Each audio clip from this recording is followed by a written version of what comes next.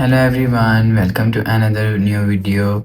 In this video, I will show you how to fix Wi-Fi keeps turning off on Infinix Smart 20. Let's start the video if you want to fix this problem. So restart device, just click and hold side power button and click on restart. Again tap on this restart icon, you will see your phone is restart. After restarting, go back to home screen and enter your phone pin. You will check your problem is solved. But if it not solved, check your internet connection. Internet connection is work properly. Go back to home screen. You will see your problem is solved. But if it not solved, click on settings app.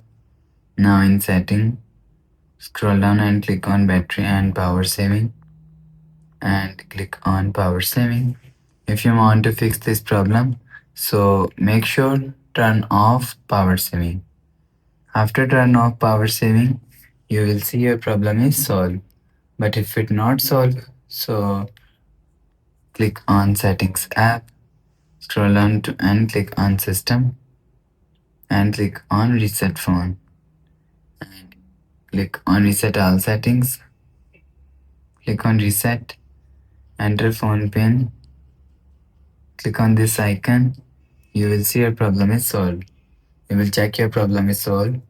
But if it doesn't fix this problem, so last solution is software update.